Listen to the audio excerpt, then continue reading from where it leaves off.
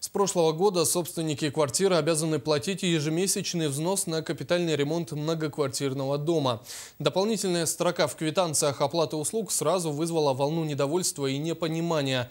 Прошло полгода, и в закон, который и так остался непонятным для собственников жилья, вступили и новые поправки. Подробности далее. Конечно, говорить о том, что поправки в жилищный кодекс были приняты неожиданно и новость об обязательном отчислении средств на капремонт свалилась как снег на голову, тоже неверно.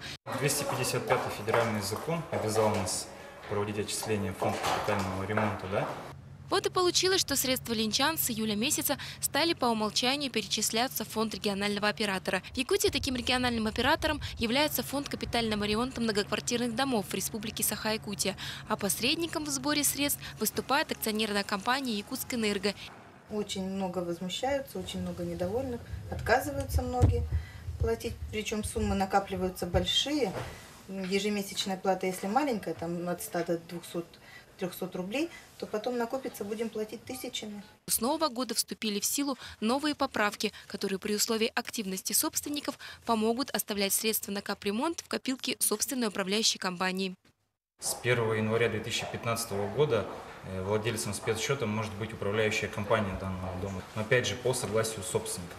Также, когда мы будем в управляющей компанию, если нам сейчас необходимо, допустим, поменять несущие конструкции, например, фундамент, да, отремонтировать, то мы можем увеличить платежи и отремонтировать сейчас, а не ждать, допустим, до 2032 года.